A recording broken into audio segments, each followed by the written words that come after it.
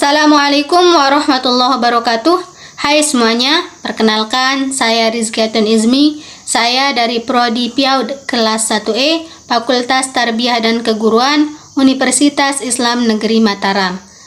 Di sini saya akan menjelaskan salah satu materi dari mata kuliah Al-Hadis, yakni Ilmu Jar wa Ta'dil, untuk memenuhi tugas UTS mata kuliah Al-Hadis yang diampu oleh Bapak Muhammad Hatim MPD.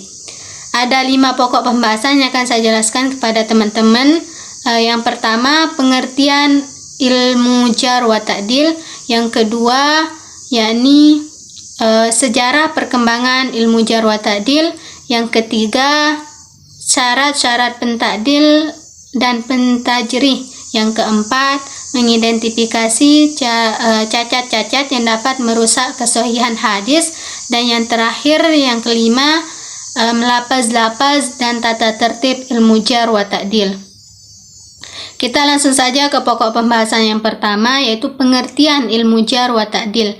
Ilmu jar secara bahasa berarti luka, celah, atau cacat. Sedangkan menurut istilah, ilmu jar ini adalah ilmu pengetahuan yang mempelajari kecacatan para perawi, seperti pada keadilan dan kedabitannya.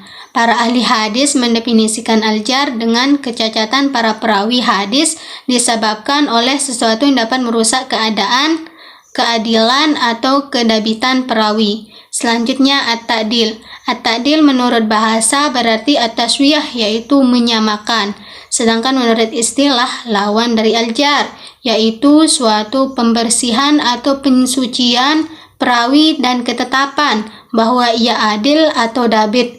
Para ulama lain mendefinisikan ilmu jar wa ta'dil ini adalah ilmu yang membahas tentang para perawi hadis dari segi yang dapat menunjukkan keadaan mereka, baik yang dapat mencacatkan atau yang membersihkan mereka dengan ungkapan atau lafaz tertentu.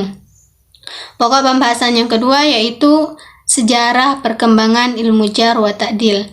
Ilmu jar wa ta'dil pada awalnya adalah usaha para sahabat untuk memeriksa atau meneliti para perawi, apakah seorang perawi tersebut bisa diterima periwayatan hadisnya atau malah tertolak.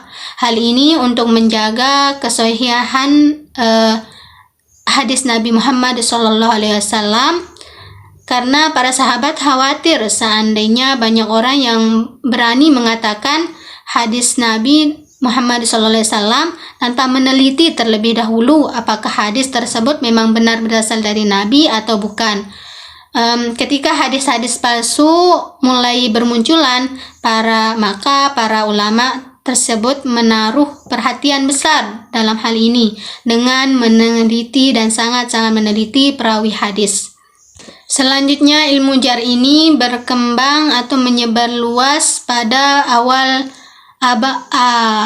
pertengahan abad kedua Hijriyah, ketika hadis maudhu benar-benar sudah menyebar luas dan banyak perawi hadis yang meriwayatkan hadis tersebut, sehingga para ulama memfokuskan kritik terhadap para perawi, sehingga ulama hadis dapat menilai apakah hadisnya tersebut diterima atau tidak.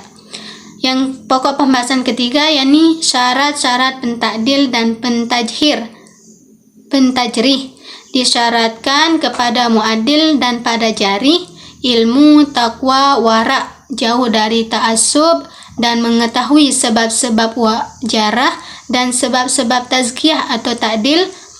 Orang yang tidak seperti yang saya sebutkan tadi, keadaannya tidak seperti yang saya sebutkan tadi, maka tidak dapat diterima tazkiyah dan jarahnya. Yang keempat, mengidentifikasi cacat-cacat yang dapat merusak kesahihan hadis. Ilmu jar wa ta'dil sangat penting dalam kajian-kajiannya. Hal ini disebabkan karena kita tidak bisa atau tidak dapat menilai sebuah hadis untuk dapat diterima atau tidak diterima atau ditolak tanpa dengan meneliti para perawi hadis.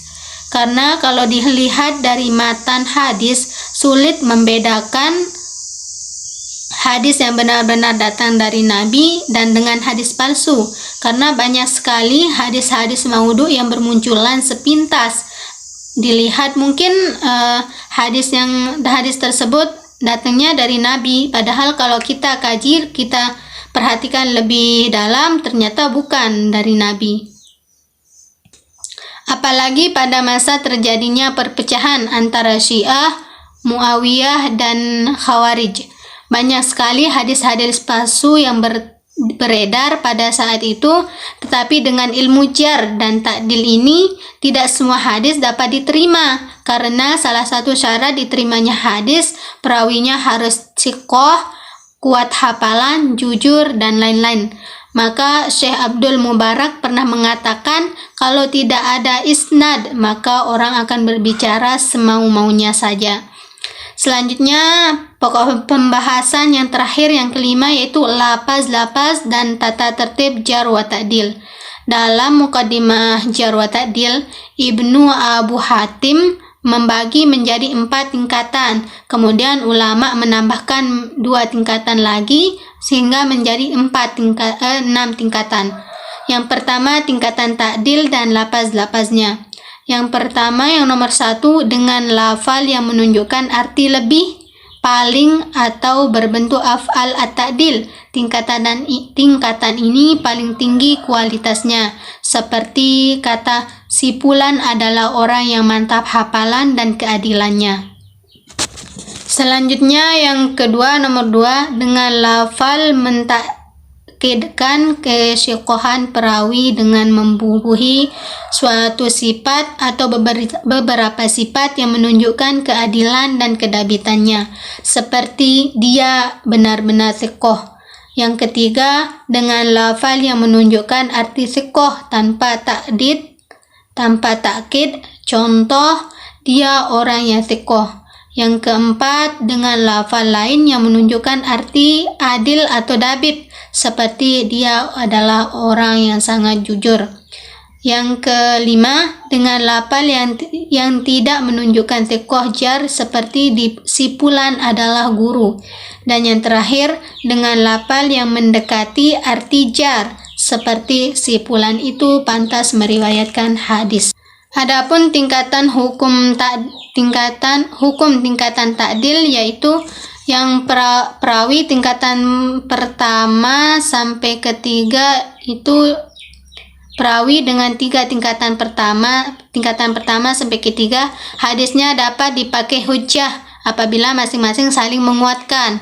Perawi yang ditakdil dengan tingkatan yang keempat sampai kelima tadi, hadisnya tidak dapat dipakai hujjah, bisa dicatat dan diiktibar atau dapat dipertimbangkan. Selanjutnya, perawi yang ditakdil dengan tingkatan yang keenam, hadisnya tidak dapat dipakai hujjah, namun bisa dicatat sebagai iktibar atau sebagai pertimbangan, tidak untuk iktibar, yaitu kurang jelas, tidak menunjukkan arti dabit. Yang kedua, tingkatan jar dan lafal-lafalnya. Yang pertama, dengan lafal yang menunjukkan arti lemah, dan ini tingkatan paling rendah, seperti perkataan si fulan adalah orang yang lunak hadis. Yang kedua, dengan lafal yang menjelaskan bahwa hadis tidak dapat dipakai sebagai hujjah atau sejenisnya, seperti si fulan hadisnya tidak dapat dipakai hujjah, atau dia adalah perawi lemah. Yang ketiga, dari tingkatan ilmu jarh ini, dengan lafal yang menjelaskan bahwa hadisnya tidak ditulis atau sejenisnya, seperti si fulan hadisnya tidak ditulis, tidak halal riwayat hadis darinya.